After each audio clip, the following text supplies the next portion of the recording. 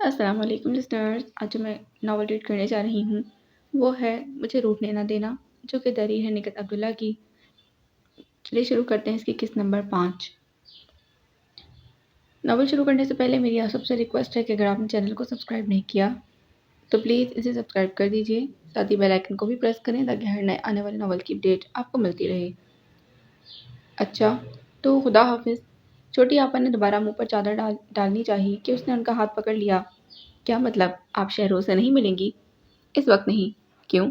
میرا منہ ٹھیک نہیں ہے۔ اگر پھولے ہوئے چہرے کے ساتھ ان کے سامنے چلی گئی تو وہ سمجھیں گے کہ ان کا آنا ناگوار گزرا ہے۔ وہ ایسا کچھ نہیں سمجھیں گے۔ اس نے ان کا ہاتھ پکڑ کر اٹھانا چاہا لیکن چھوٹی آپا نے اس کا ہاتھ جھٹک دیا۔ ربیہ، مجھے تنگ مت کرو، تم جاؤ، وہ انتظار کر رہے ہوں گے۔ چھوٹی آپا چادر اوڑھ کر کروٹ بدل کر لیٹ گئیں۔ اس کا دل چاہا وہ ان کے پاس بیٹھ کر انہیں سمجھانے کی کوشش کرے لیکن اماں آوازیں دے رہی تھیں، اس لیے وہ کمرے سے نکل آئی۔ شہروز احمد کے سامنے رکھی ٹرے میں چائے کے ساتھ دیگر لوازمات سجے تھے اور اماں انہیں دوپہر کے کھانے تک روکنے کے لیے اصرار کر رہی تھیں۔ اس وقت میں ابی کے حکم پر آفس کے ضروری کام چھوڑ کر آیا ہوں، پھر کسی دن خاص طور پر کھانے کے لیے آ جاؤں گا۔ وہ اماں کو سہولت سے انکار کر رہے تھے۔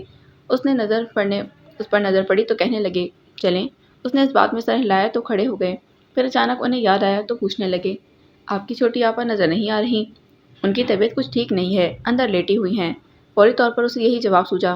چلیے ان کی مزاج پرسی کر لوں، انہوں نے کہا تو وہ اماں کی طرف دیکھنے لگی اور ان کا اشارہ پا کر انہیں اندر لے گئی۔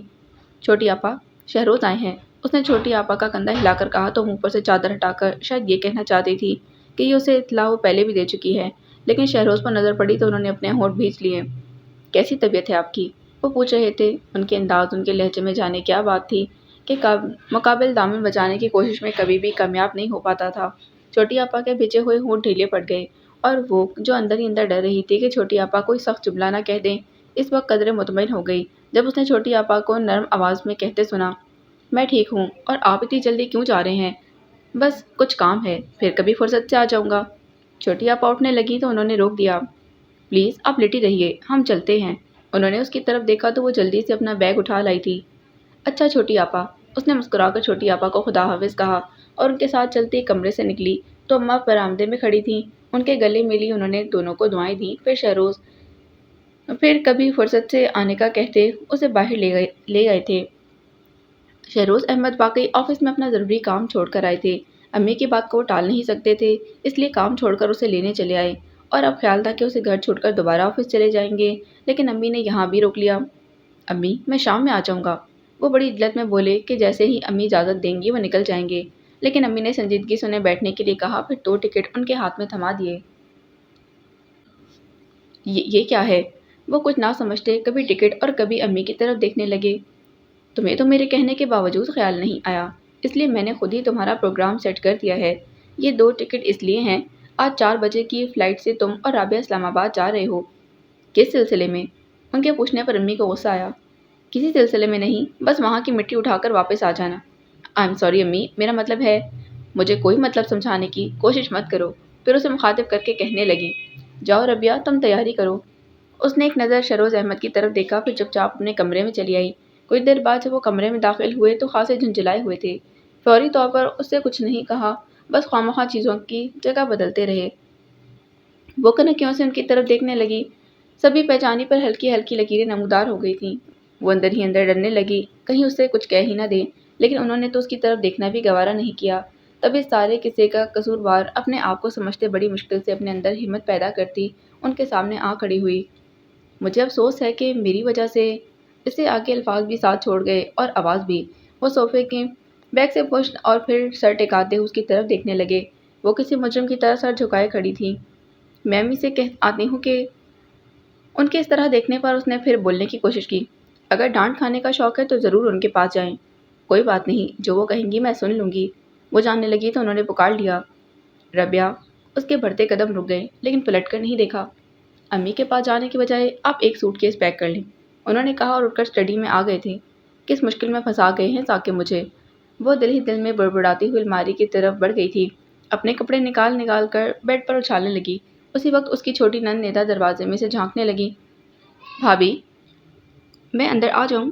آؤ بھائی، پوچھنے کی کیا بات ہے؟ وہ مسکرا کر بولی۔ اصل میں بھائی جان بھی ہے نا، اس لیے پوچھنا پڑا۔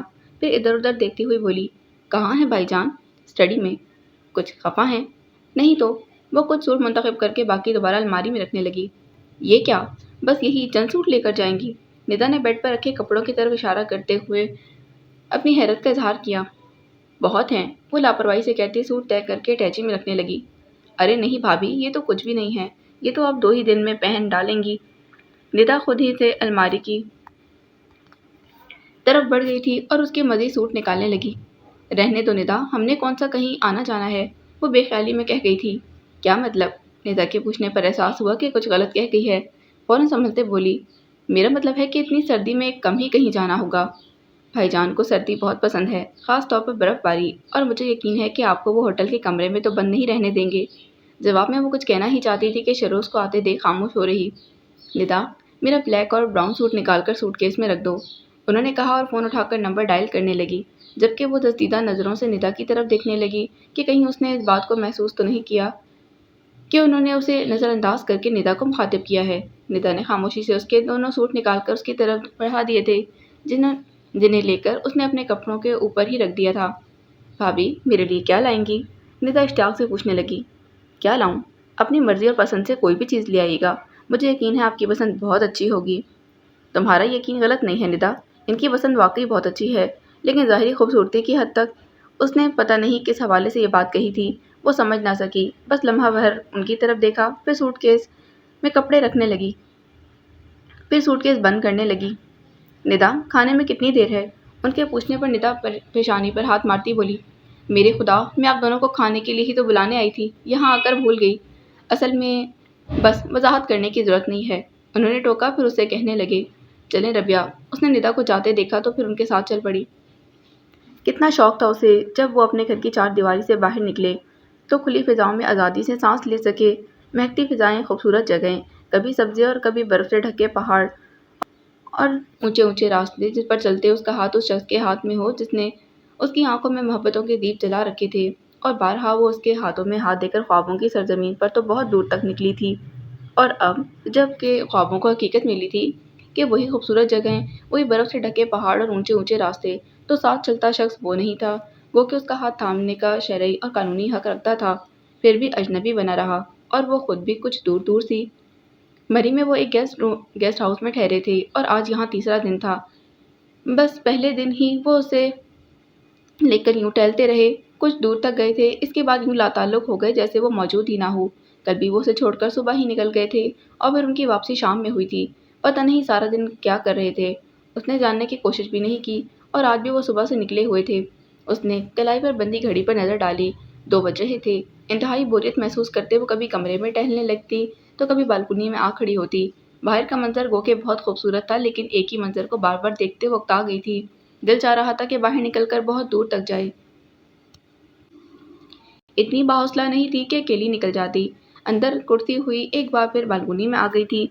बर्फबारी शुरू हो चुकी थी। उसने देखा दूर तक फैले रुई के गालों की तरह गिरती हुई बर्फ बड़ी भली लग रही थी। उसकी सारी बोरियत और वो पल भर में दूर हो गई और वो बहुत इश्तियाक से सब्ज़े को सफ़ेद चादर में चुभते हुए देखने लगी। हाँ, ऐसा ही लग रहा था जैसे किसी ने यहाँ से वहाँ तक सफ़ेद चादर तान दी हो और कहीं कहीं किसी रोदन से झांकती सब्ज पत्तियाँ पता नहीं दुहाई दे रही थीं या खिलखिला कर हंस रही थीं। उसका दिल अलबत्ता ज़रूर खिलखिला कर हंसने को चाह रहा था। देखते ही देखते हर चीज़ बर्फ से ढह गई थी। माहौल के उजलेपन में अनोखा सा निखार पैदा हो गया था। वो रेलिंग पर कोनियाँ टिकाए कदरे आगे को झुकी हुई माहौल में उतरी ढेर सारी खूबसूरती को देखने लगी। इतनी मगन थी कि उसे शहरोज के आने का पता ही नहीं चला। वो उसे कमरे में ना पाकर बालकनी में देखने चले आए। कुछ देर तक खड़े रहे कि शायद वो खुद ही मुतवज्जा हो, लेकिन वो तो बेखबर थी। मिलाकर उन्होंने खुद ही पुकार लिया, रबिया। वो चौंकी और फौरन पलटकर देखने लगी। यहाँ क्यों खड़ी हैं? उन्होंने पूछा तो वो कुछ देर तो भूल ही गई कि सामने खड़ा शख्स उसका सब कुछ होते हुए भी कुछ नहीं। सादगी से कहने लगी, पता है शरोज, अभी मैंने इस पूरे सब्जे को बर्फ में छुपते हुए देखा है। बहुत अच्छा लगा। अभी भी देखें कितना अच्छा लग रहा है। उसकी नज़रें उस पर से हटकर दूर तक फैलती चली गई थीं और वो कह रही थी, अगर मैं वहाँ खड़ी होती तो क्या मैं भी बर्फ में छुप जाती? अरे, वो हल्के से हंसे और नज़रें फिर से उस पर जमा दी थीं। अब वो बाहर देखते कह रही थी, पता नहीं इस बर्फ के फर्श पर चलते हुए कैसा लगता होगा। चलते हुए दुश्वारी होती है या? बात करते हुए उनकी तरफ देखा तो एकदम एहसास हुआ कि उन अनजाने में कुछ हदबंदियां तोड़ गई है। फौरन होठ भींच कर उनकी तरफ से रुख मोड़ गई थी। दिल ही दिल में नादम भी थी कि पता नहीं वो क्या सोचते होंगे कि जब वो अपने आप को मलामत कर रही थी कि जब उसके साथ यहाँ तक आ ही गई हैं तो फिर अपने साथ बाहर ले जाने में क्या कबाहत है। आइए बाहर चलते हैं। वो शायद अपने रवैये की तलाफी करना चाहते थे। नहीं, बस यहीं ठीक है। यहाँ ठीक नहीं है, मैं वैसे भी बाहर जा रहा हूँ, इन मनाज़िर की कुछ तस्वीर बनाऊंगा, आप भी चलें। उसका लहजा दोस्ताना था। वो उनसे पहले कमरे में आ गई और उनके पीछे आते हुए बोले, गरम शॉल ज़रूर ले लें, बाहर बहुत सर्दी है। एक बार फिर जाने से इनकार करना चाहती थी, लेकिन उनका अंदाज बता रहा था कि वो उसकी कोई बात नहीं सुनेंगे। इसलिए लजने की बजाय उसने खामोशी से गर्म शॉल निकालकर कंधों पर डाल ली। उन्होंने कैमरा निकाला और चेक करने के बाद उसकी तरफ देखने लगे। वो नजरें चुरा गई तो कहने लगे, मुझे एहसास है कि मेरा साथ आपके लिए, प्लीज़ चलें। उनकी बात काट कर बोल पड़ी तो वो कंधे उचकाकर कमरे से निकल आए। बाहर अभी हल्की हल्की बर्फ गिर रही थी। शायद सर्दी से उसे अपनी रगों में खून मुंजमद होता महसूस हुआ, लेकिन बर्फ पर चलने की ख्वाहिश इतनी शदीद थी कि वो वापसी के लिए सिर्फ सोच कर ही रह गई। कुछ देर बाद वो उनके साथ इसी मकाम पर थी जो उसकी बालकोनी से नजर आ रहा था। बहुत खूबसूरत, वो हल्के से बड़बड़ाई, और उसके होठों पर फैलने वाली मुस्कुराहट यकीनन इस खूबसूरत माहौल की मरहून मिन्नत थी। शहरोज खूबसूरत मनाजिर को अपने कैमरे में महफूज करने लगे और वो उन्हें अपने काम में मसरूफ देखकर बहुत खामोशी से इस छोटी सी पहाड़ी पर चढ़ गई थी। ऊंचाई पर खड़े होकर उसने दूर दूर तक नजर दौड़ाई। कहीं कहीं कुछ मंजिलें बर्फ से खेलते नजर आए और कुछ बेफिक्र जोड़े जो शायद खास तौर पर बर्फबारी देखने आए थे। उसने एक नज़र शहरोज को देखा, फिर वहीं घुटने टेक कर बैठ गई और हाथों में बर्फ को एक जगह जमा करने लगी। कितनी देर गुजर गई थी। शरोज कैमरा बंद करके उसकी तलाश में इधर उधर नजर दौड़ाने लगे। फिर वो उन्हें एक छोटी सी पहाड़ी पर बैठी नजर आई। उसके आगे बर्फ का ढेर था। उन्होंने यूं ही देखा तो वो बहुत करीब नजर आई थी, इतनी करीब कि उसका हर नक्श वाज़ेह था। उसकी सुर्खी माइल गंदवी रंगत में बेपनाह कशिश थी। तराशीदा होंठ जाने किस ख्याल से मुतहरिक थे, कभी सुकड़ते और कभी नीं वाह होते तो उसके बराबर से जमे दांत झलक कर दिखाई देने लगते। आंखें एक ही जगह ठहरी हुई थीं। उन्होंने देखा कि उसकी खूबसूरत आंखों में कंदीलें रोशन थीं और ज़रा ऊपर सीधी शिफाफ मांग जो स्याह बालों के बीच चमकती हुई लग रही थी। शायद उड़ती हुई कोई बर्फ आन ठहरी थी जो कहीं कहीं बालों में भी नजर आ रही थी। गुज़िश्ता एक माह से वो उनके पास रह रही थी, लेकिन इस तरह उन्होंने उसे कभी नहीं देखा था, या अगर देखा भी था तो इस तरह नहीं, वरना वो अव्वल रोज से ही दिल में हलचल मचा देती जैसा कि अब मचा रही थी। शहरोज अहमद, अपने आप को संजश करते उन्होंने दूरबीन आंखों से हटा ली तो फिर वो बहुत दूर नजर आई। ये क्या हिमाकत थी। अपने आप को टोका, लेकिन यह हादसा उनके साथ जिंदगी में पहली बार हुआ था कि वो उस लड़की राबिया इकराम अली की आंखों में छुपी रोशन कंदीलों तक को खोज आए थे। उसके होठों का मुतहरिक होना, उसकी शिफाफ मांग में ठहरे हुए रुई के गाले। और सच तो यह है कि इन मनाजिर में सिमटी ये ढेर सारी खूबसूरतियाँ इस एक वजूद की मरहून मिन्नत हैं। दिल हकाइक को झुठलाने पर किसी सूरत तैयार नहीं था। मेरे खुदा, पेशानी पर आए बालों में उंगलियां फंसाकर उसकी तरफ से रुख मोड़ते हुए अपने आप को समझाने की कोशिश करने लगे। वो मेरे पास इमानत है। इमानत? दिल हंसा, मजाक उड़ाया। वो तुम्हारी है शरोज अहमद, सिर्फ तुम्हारी। क्या इतनी लोगों की मौजूदगी में तुमने उसे अपना नहीं कहा था और उसने इकरार नहीं किया था? हाँ, ये सब हुआ था दुनिया दिखावे के लिए, वरना दिल से ना मैं राजी था और ना वो। हम जानते थे कि ये सब नाटक है। अपने बारे में तुम कह सकते हो, उसके बारे में नहीं। वो हर बात से लाइम थी और उसने तुम्हें ही मजाजी खुदा तस्लीम किया। दिल से उठते शोर से घबराकर तेज कदमों से चलते उसके सर पर जा ठहरे। वो बर्फ से एक घरौंदा बनाए बैठी थी और शायद तसव्वुर की आंख से वो इस घरौंदे में कहीं अपने आप को खड़ा भी देख रही थी। शायद किसी और का ख्याल भी उसके साथ था। उनके अंदर टूट फूट का अमल शुरू होने लगा तो वो उसके करीब ही पंजों पर बैठ गए थे। वो एकदम चौंक कर उनकी तरफ देखने लगी। बर्फ का घरौंदा ज्यादा देर खड़ा नहीं रह सकता। उन्होंने पता नहीं यूं ही ये बात कह दी थी या उसे जताया था, वो खुद भी नहीं समझ सके। मैं जानती हूँ। जानती हैं तो क्यों बनाया? और फिर उसने अपने ख्वाबों की ताबीर क्यों तलाश कर रही हैं? आपको कैसे मालूम कि मैं इसमें ख्वाबों की ताबीर तलाश कर रही थी? वो नजरें चुराते पूछने लगी। आपकी आंखों से जिनकी सतह पर आपका हर ख्वाब सिलकता नजर आ रहा है। तुमने मेरी आंखों में कैसे देख लिया शहरोज अहमद? उसने सोचा और उठने को थी कि उन्होंने रोक दिया। एक मिनट, मैं इस घरौंदे के साथ आपकी तस्वीर बनाऊंगा। वो उठकर कदरे फासले पर चले गए थे और उसकी तस्वीर बनाने के बाद कहने लगे, चलें। वो फौरन उठ खड़ी हुई, जानबूझकर उनसे 2 कदम पीछे चलने लगी।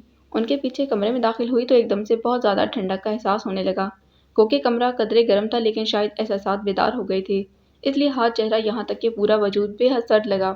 باہر تھی تو ہر طرف جمی برف نے شاید احساسات پر بھی ہلکی سی تہ جما دی تھی جو کسی بات کا احساس نہیں ہونے دے رہی تھی، اور اب دل چاہ رہا تھا کہ فوراً کمبل میں چھپ جائے، لیکن شہروز نے آتے ہی انٹر کام پر چائے کا کہہ دیا، اس لیے اسے بیٹھنا ہی پڑا۔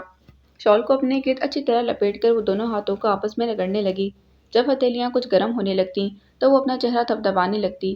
وہ اس کی طرف دیکھنے سے گریز کر رہے تھے، پھر بھی بار بار نظر بھٹک جاتی تھی۔ ہر بار دل مچلا اس کے یک ہاتھوں کو اپنے ہاتھ میں لے لیں۔ وہ کوئی غیر نہیں، ان کی اپنی ہے، اپنی مرضی سے اپنے سارے حقوق انہیں سونپ چکی ہے۔ ویٹر چائے لے کر آئے تو وہ سر جھٹک کر اس کی طرف متوجہ ہو گئے اور اس کے ہاتھوں سے ٹرے لے کر میز پر رکھی۔ فوراً اپنی جگہ سے اٹھ کر آ گئی تھی، کپ میں چائے ڈالنے لگی، پھر ان کے آگے چائے رکھ کر اپنا کپ لے کر دوبارہ اپنی جگہ پر آ بیٹھی۔ عجیب بات ہے، باہر تھی تو ٹھنڈک کا اتنا احساس نہیں تھا۔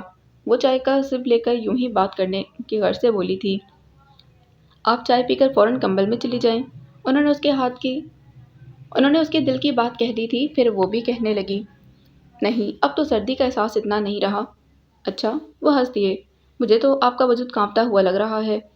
نہیں تو۔ وہ ساری چائے ایک ہی بار میں پی کر اٹھ کھڑی ہوئی، خالی کپ ٹرے میں رکھا اور بالکونی کی طرف جانے لگی کہ انہوں نے پکارا، کہاں جا رہی ہیں؟ میں یہاں سے کھڑے ہو کر اپنے بنائے ہوئے گھروندے کو دیکھنا چاہتی ہوں۔ کوئی ضرورت نہیں اس وقت بالکونی میں جانے کی، چلیں کمبل اوڑھ کر بیٹھیں، قدرے روب سے کہا تو وہ وہاں سے پلٹ آئی تھی۔ بیڈ پر بیٹھ کر ذرا سا کمبل اپنے اوپر کھینچا، لیکن جب محسوس ہوا کہ وہ اسے ہی دیکھ رہے ہیں تو پوری کمبل میں جا چھپی تھی۔ وہ خاصے محسوس ہوئے اور سگریٹ سلگا کر اپنے لیے اور چائے بنانے لگے۔ وہ بالکل ہی بے خبر ہو گئی تھی، ایسی گہری نیند سوئی کہ رات میں نہیں اٹھی۔ انہوں نے کھانے کے لیے ایک دو بار اسے آواز دی لیکن وہ بے خبر تھی۔ کمبل اس کے چہرے سے سرک گیا تھا اور ایک بازو بھی باہر تھا، اور وہ اس کی بے خبری پر حیران۔ حیرت کی بات تو تھی کہ ان کے جسموں کو بیدار کر کے خود مزے سے سو رہی تھی۔ کاش وہ اس وقت دیکھتی کہ شہروز کی آنکھیں زندگی میں پہلی بار رچگے سے آشنا ہو رہی تھیں۔ اپنے آپ سے کیسے لڑا جاتا ہے، اب وہ جان رہے تھے۔ انہونی خواہشات کیسے جنم لیتی ہیں، آج معلوم ہو رہا تھا۔ اور دل کو سمجھانا کس قدر مشکل ہے، یہ تو کبھی سوچا بھی نہیں تھا۔ رات لمحہ بلمحہ بیتتی جا رہی تھی اور وہ لڑکی ربیہ اکرام ملی گہری نیند سو رہی تھی۔ اسے دیکھ کر شہروز احمد کا جی چاہ رہا تھا وہ بھی اس کی طرح گہری نیند سو کر ہر بات سے بے خبر ہو جائیں، لیکن ہمیشہ تو وہ نہیں ہوتا جو دل چاہتا ہے۔ انہوں نے بھی بہت کوشش کی لیکن پلکیں ایک دوسرے سے ملنے پر آمادہ ہی نہ ہوئیں۔ کتنی دیر تک کمرے میں ادھر ادھر ٹہلتے رہے، کسی وقت رک کر اسے دیکھنے لگتے، پھر اپنے آپ کو سنجش کرتے ہوئے اس کے پاس سے ہٹ جاتے۔ دل کی بے قراری بڑھتی جا رہی تھی۔ ان کی سمجھ میں نہیں آ رہا تھا زندگی میں یہ کیسا مقام آ گیا ہے، میں اس طرح بے اختیار تو کبھی نہیں ہوا۔ انہوں نے سوچا اور صوفے پر نیم دراز ہو کر کمبل سینے تک کھینچ لیا تھا۔ اب اس کا چہرہ براہ راست اس کی نگاہوں کی زد میں تھا۔ بہت کوشش کی نظروں کا زاویہ بدلنے، کسی طرح کامیاب نہ ہوئے تو سگریٹ کا گہرا کش لے کر دھواں اس کی طرف چھوڑ دیا۔ بس لمحہ بھر کو ہی درمیان میں دھند کی چادر سی تنی تھی، اور جب دھند چھٹی تو وہ ڈسٹرب کر دینے والا چہرہ پھر سامنے تھا۔ یہ نہیں تھا کہ شہروز احمد کو کبھی لڑکیوں سے واسطہ نہیں پڑا تھا، جیسی وجہ شخصیت کے وہ مالک تھے اور جو اسٹیٹس ان کا تھا، اس لحاظ سے تو بے شمار لڑکیاں ان کی آرزو مند تھیں اور اکثر ہی کسی نہ کسی بہانے ان کے راستے میں آتی رہتی تھیں، لیکن انہوں نے کبھی توجہ ہی نہیں دی تھی، یا پھر شاید کسی نے اتنی اٹریکشن ہی نہیں دکھائی جو وہ کسی کے لیے سوچتے۔ وہ آئیڈیلزم پر یقین نہیں رکھتے تھے، کبھی کوئی خاکہ نہیں تراشا کہ شاہراہ حیات پر قدم میں قدم ملا کر چلنے والی کیسی ہو۔ بس خیال تھا کہ جب وقت آئے گا امی خود ہی سوچیں گی اور جسے منتخب کریں گی سعادت مندی سے سر جھکا دیں گے، اور امی تو بہت پہلے سے ان کے لیے سوچنے لگی تھیں۔ لیکن ابو جی کی اچانک وفات نے ان کے کندھوں پر جو ذمہ داریاں ڈال دی تھیں، اس سے تو وہ نہ صرف خود اپنی ذات سے نظریں چرانے پر مجبور ہو گئے بلکہ امی کو بھی منع کر دیا کہ وہ فی الحال ان کے بارے میں جب تک مہروز کسی قابل نہیں ہو جاتا بالکل نہ سوچیں، اور جب مہروز ان کے ساتھ آفس کی ساری ذمہ داریاں شیئر کرنے کے قابل ہوا تو امی ایک بار پھر ان کے لیے سوچنے لگی، باقاعدہ لڑکے کی تلاش بھی شروع کر دی تھی، اور ابھی شادی نہیں کرنا چاہتے تھے۔ اس کی کوئی خاص وجہ تو نہیں تھی، وہ ابھی شادی نہیں کرنا چاہتے تھے، اس کی کوئی خاص وجہ تو نہیں تھی، بس چاہتے تھے پہلے ندا اپنے گھر کی ہو جائے، اور انہوں نے دبے لفظوں میں امی سے کہا بھی، لیکن انہوں نے ان کا یہ عذر کسی طرح نہیں مانا۔ انہی دنوں ثاقب حسن ان کے پاس آیا، بےحد پریشان اور زندگی سے مایوس۔ پہلی بار وہ اسے اس طرح مایوس حالت میں دیکھ رہے تھے۔ اس وقت غالباً وہ فائنل ایئر میں تھا اور امتحانوں کی فیس نہ ہونے کی وجہ سے بے حد مایوسی کے عالم میں ان کی سائٹ پر مزدوری کرنے کی غرض سے آیا تھا۔ اس وقت اتفاق وہ بھی سائٹ پر موجود تھے۔ ثاقب ثاقب حسن نے ان کے پاس آ کر کہا کہ وہ صرف ایک ہفتے کے لیے کوئی کام کرنا چاہتا ہے، اور اس استفسار پر اس نے بتایا کہ وہ پڑھ رہا ہے، اس وقت کسی انتہائی ضرورت کے تحت یہ کام کرنے کے لیے چلا آیا ہے۔ اس نے صاف لفظوں میں نہیں بتایا تھا کہ اس کے پاس امتحانوں کی فیس کے لیے پیسے نہیں، شاید خودداری آڑے آئی تھی، لیکن وہ کچھ سمجھ گئے تھے۔ انہوں نے سوچا تھا کہ اگر وہ یہاں مزدوری پر لگ گیا تو پھر اس کی اسٹڈی کا حرج ہوگا، اس لیے وہ اسے اپنے ساتھ آفس لے گئے اور اس کی ضرورت بغیر مزدوری کے پوری کرنے کی کوشش کی، لیکن اس نے انکار کر دیا۔ پھر انہوں نے بصد اصرار قرض کے طور پر کچھ رقم دی تھی، اور کچھ عرصے بعد ثاقب حسن ان کا قرض لوٹانے آیا تو اسی دن سے ان کی دوستی کی ابتدا ہوئی تھی۔ پھر اکثر ثاقب حسن ان کے پاس آنے لگا۔ انہوں نے محسوس کیا کہ وہ بے شمار مسائل میں گھرا ہوا اور حالات کا شکار ہونے کے باوجود خاصا خوددار ہے، کیونکہ اس نے اول روز کے بعد پھر کبھی اپنے کسی مسئلے کا ذکر نہیں کیا، اور ایک دو بار انہوں نے اسے جاب کی آفر بھی کی تو اس نے شکریہ کے ساتھ منع کر دیا تھا، شاید وہ اس کے سامنے اپنے آپ کو مجبور کرنا نہیں چاہتا تھا۔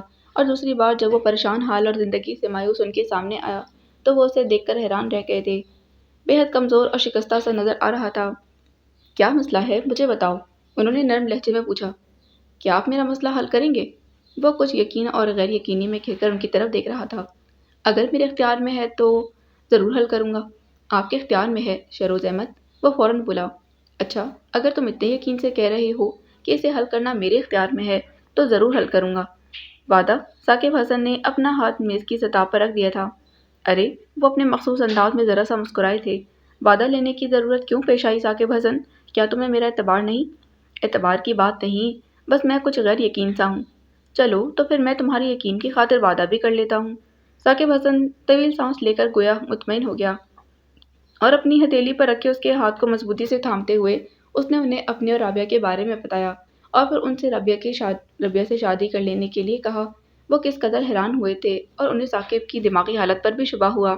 صاف منع کر دیا، لیکن ثاقب حسن نے ان کی بہت منت سماجت کی، یہاں تک کہہ دیا کہ وہ ان کے علاوہ کسی اور پر اعتبار نہیں کر سکتا۔ اسے یقین ہے کہ وہ رابعہ کو اس کی مانند سمجھ کر اپنے گھر میں رکھیں گے، اور جب وہ اپنی جدوجہد میں کامیاب ہو کر لوٹے گا تو شہروز احمد اس کی امانت اسے لوٹا دیں گے۔ شہروز احمد پھر بھی تیار نہ ہوئے، لیکن وہ اپنی زندگی کا خاتمہ کرنے پر تل گیا تھا، اور یہیں وہ مجبور ہو گئے۔ انہوں نے حامی بھر لی۔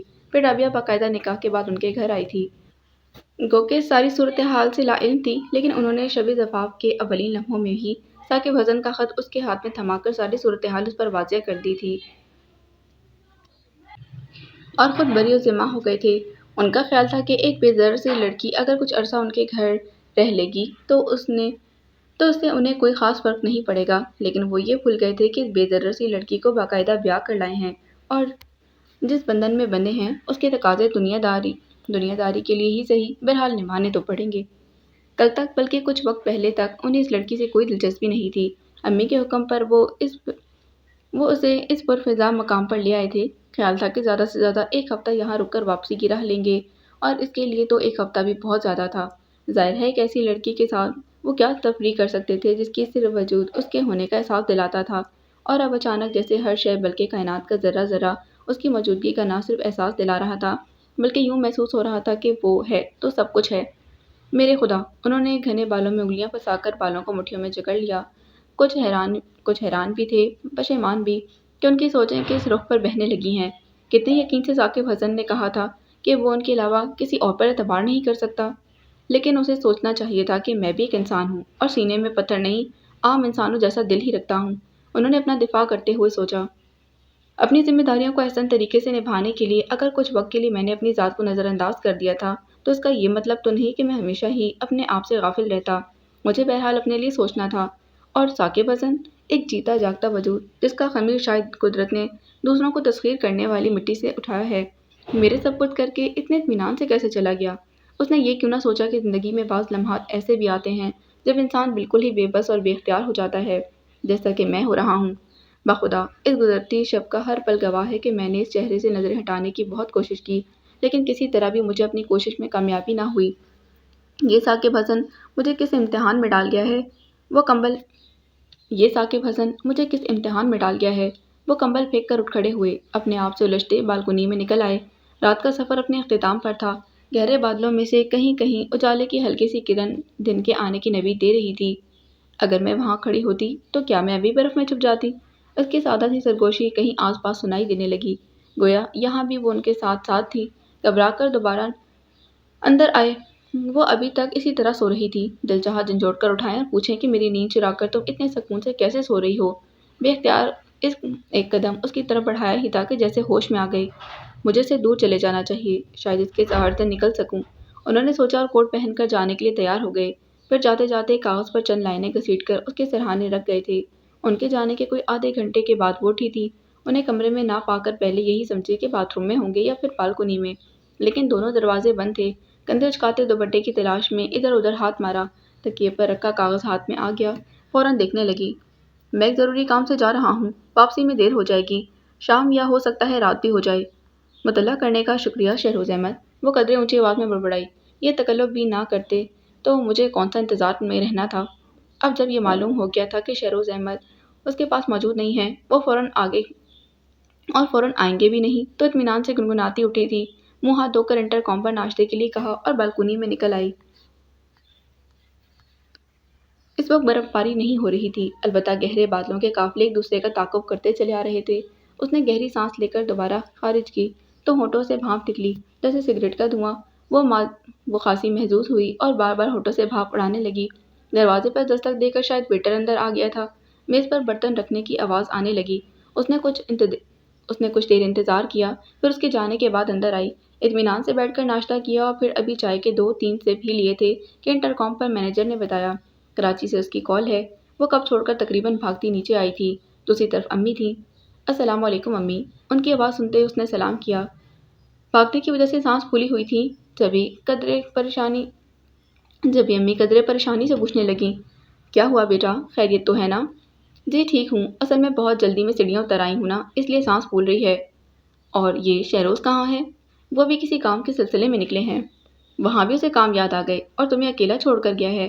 امی کے کہنے پر لمحہ بھر کو وہ گڑبڑا گئی تھی، پھر فوراً سنبھلتے بولی، جی میں خود نہیں گئی، اصل میں سردی اتنی ہے کہ باہر نکلنے کی ہمت نہیں ہوئی، اور ندا کیسی ہے؟ آخر میں بات بدل گئی، ٹھیک ہے، اچھا شہروز آئے تو اس سے کہنا کہ مجھے فون کرے۔ جی اچھا، اس نے خدا حافظ کہہ کر ریسیور رکھ دیا اور مینیجر کا شکریہ ادا کرتی اوپر آ گئی تھی۔ اب کرنے کو کچھ نہیں تھا۔ اس کی غیر موجودگی میں کمرے کی صفائی ہو چکی تھی، ویٹر ناشتے کا سامان بھی لے کر چلا گیا تھا۔ کچھ دیر تک تو یوں ہی بے دلی سے کمرے میں ادھر سے ادھر ٹہلتی رہی، پھر میگزین لے کر بیڈ پر آ بیٹھی۔ کمبل ٹانگوں پر کھینچ کر میگزین کی وقت گردانی کرتے اچانک ذہن بھٹک گیا تھا۔ تم تو بس اتنا کرنا میری جان کہ میرے حوالے سے اچھے اچھے خواب سجانا اور تمہاری آنکھوں میں جو میں نے محبتوں کے دیپ جلائے ہیں انہیں یوں ہی جلتا رکھنا۔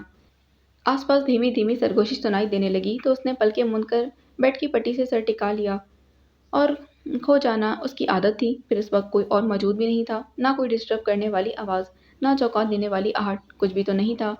بس گئے دنوں کے کچھ حزین لمحات جو درد دل پر دستک دیتے چلے آ رہے تھے، اور دل کے دریچے کیا واہ ہوئے کہ یادوں کی برسات اترتی چلی آئی جس میں اس کا تن من بھیگنے لگا۔ وہ کالج سے بس اسٹاپ تک کا فاصلہ اس کی ہمراہی میں طے کرنا، وہ کبھی کبھار اس کا نرمی سے ہاتھ کو چھو لینا، وہ آزردگیوں میں حوصلہ دیتے اس کا ہونٹ بھینچ لینا، کیا کیا نہ یاد آیا تھا۔ یادوں کے میلے میں پھٹکتے وہ حال سے بالکل ہی ناتا توڑ بیٹھی تھی۔ جبھی تو شہروز احمد کے آنے کا پتہ ہی نہیں چلا۔ وہ اسے نظر انداز کرنا چاہتے تھے، لیکن اس کا یہ رخ نظر انداز کر دینے والا ہرگز نہیں تھا۔ پلکوں کا لرزنا، ہونٹوں کا متحرک ہونا اور چہرے پر پھیلے قوس و قزح کے رنگ۔ وہ سینے پر ہاتھ باندھے بے حد خاموش نظروں سے اسے دیکھنے لگے۔ اس کے متحرک ہونٹ اچانک کھلے اور پھر ایک دوسرے پر جم گئے تھے۔ انہوں نے دیکھا وہ بار بار ایسا کر رہی تھی۔ بے خیالی میں انہوں نے بھی اسی کے انداز میں اپنے ہونٹوں کو حرکت دی، اور جیسے ہی ہونٹ نیم واہ ہو کر دوبارہ ایک دوسرے پر جمے تو وہ چونک گئے۔ ثاقب، دل ہی دل میں دہراتے وہ بے چین ہو گئے۔ جس سے فرار کی خاطر وہ صبح ہی یہاں سے نکل گئے تھے، خیال تھا کہ اس سے دور ہوں گے تو اس کے سحر سے بھی آزاد ہو جائیں گے، لیکن وہ تو ہر جگہ جیسے ان کے ساتھ رہی تھی۔ اس کا خیال اتنا زور آور تھا کہ کہیں بھی چین نہیں لینے دیا۔ بالآخر ہار مان کر وہ واپس لوٹ آئے، اور جس کی خاطر لوٹے تھے وہ کسی اور کے تصور میں گم شدت سے اسے یاد کر رہی تھی۔ ان کے اندر ٹوٹ پھوٹ ہونے لگی اور محض اس کا تصور توڑنے کی غرض سے کھانسنے لگے۔ اس نے اچانک آنکھیں کھول دیں اور انہیں دیکھ کر سیدھی بیٹھتے ہوئے پوچھنے لگی، آپ کب آئے؟ ابھی جب آپ نے دیکھا۔ وہ گرنے کے اس انداز میں صوفے پر بیٹھے اور جیب سے سگریٹ نکال کر سلگانے لگے۔ وہ کچھ دیر تک ان کی طرف دیکھتی رہی، پھر اس خیال سے کہ شاید وہ لیٹنا چاہیں بیڈ سے اتر آئی تھی۔ آپ کیوں اٹھ گئیں؟ اس نے جواب نہیں دیا، خاموشی سے کنارے والے صوفے پر جا بیٹھی، پھر کہنے لگی، امی کا فون آیا تھا۔ خیریت؟ کیا کہہ رہی تھی؟ کوئی خاص بات نہیں، البتہ یہ کہہ رہی تھی کہ آپ انہیں فون کر لیجیے گا۔ अच्छा, कुछ देर सोचने के बाद कहने लगे, फ़ोन करने के बजाय कल हम लोग खुद चलते हैं, जैसे आप मुनासिब समझें। यही मुनासिब है। फिर उसकी तरफ देखते कहने लगे, चलिए माल रोड चलते हैं, आप कुछ शॉपिंग कर लें। मैं अपनी तरफ इशारा करते हुए कुछ कंफ्यूज सी हो गई, लेकिन मुझे तो कुछ नहीं लेना। क्यों? निदा के लिए गिफ्ट नहीं लेना? हाँ, उसने कहा तो था। वो सोच में पड़ गई। चलें जल्दी से ड्रेस चेंज कर लें, फिर आकर पैकिंग भी करेंगे। वो खामोशी से उठी और अपने कपड़े लेकर बाथरूम में चली गई। कुछ देर बाद वापस आई तो जाने के लिए तैयार खड़े थे। कोट पहन लें, बाहर सर्दी ज़्यादा है। उसे हल्का सा स्वेटर पहने देखकर कहने लगे। उसने स्वेटर फेंक कर कोट उठा लिया और उनके साथ बाहर निकल आई। ये पहला मौका था जो वो उनके साथ शॉपिंग के लिए आई थी। बड़ा अजीब सा लग रहा था। इसका ख्याल था कि यही बहुत है कि वो अपने घर में जगह दिए हुए हैं और उनकी तरफ से कोई मज़ीद चीज़ उन्हें नहीं लेनी चाहिए, इसलिए वो हर शोकेस पर सरसरी नज़र डालते आगे बढ़ रही थी। आखिर उन्हें पूछना पड़ा कि क्या लेंगी निदा के लिए। मैं क्या कह सकती हूँ, वो दामन बचाने लगी। अरे, वो कदम रोक कर खड़े हो गए। उसने तो बड़े मान से कहा था कि आप अपनी मर्जी से अपनी पसंद से कोई चीज़ ले आइएगा। हाँ, लेकिन मुझे अंदाज़ा नहीं है कि वो क्या चीज़ पसंद करेगी। आप जो भी चीज़ लेंगी वो उसे ज़रूर पसंद आएगी, ये मैं यकीन से कह सकता हूँ। अच्छा, वो हंस पड़ी, ये जानने के बावजूद कि मेरी पसंद सिर्फ ज़ाहिरी खूबसूरती की हद तक है। हाँ, वो बराह रास्त उसकी आंखों में देखने लगे। वो नर्वस हुई और रुख मोड़कर दुकान में दाखिल हो गई। निदा और अम्मी के लिए उसने सूट और गर्म शॉल पसंद की। जब पैक करने के लिए कहा तो वो पूछने लगे, अपनी सिस्टर्स के लिए नहीं लेंगी? नहीं, उसने मना किया। इसके बावजूद उन्होंने खुद सेल्समैन से 3 सूट और पैक करने के लिए कहा। वो खामोशी से देखती रही, लेकिन बाहर आकर उलझ पड़ी थी। ये सब निदा के लिए हैं, मैं अपनी किसी सिस्टर को नहीं दूंगी। आप मत दीजिएगा, मैं दे दूंगा। कोई ज़रूरत नहीं है। और अब वापस चलें। वापस भी चलेंगे, पहले आप अपने लिए तो शॉपिंग कर लें। मुझे कुछ नहीं लेना, वो कतियत से बोली। क्यों नहीं लेना? अम्मी और ख़ास तौर पर निदा पूछेगी कि आप अपने लिए क्या लाई हैं, तो क्या दिखाएंगी? मैं कुछ भी कह दूंगी, बस आप वापस चलें। वो लचकर बोली, इस तरह नहीं, आइए इधर चलते हैं। शहरोज़ प्लीज़, आप समझते क्यों नहीं? वो रुहान सी हो गई। क्या समझाना चाहती हैं आप मुझे? उसका उलझना खफा होना अच्छा लग रहा था। मैं क्या समझाऊँ, आप खुद। वो खामोश होकर निचला होंठ काटने लगी। चलिए ये समझने समझाने की बातें बाद में उठा रखते हैं। फ़िलहाल तो आप मेरे साथ आएँ।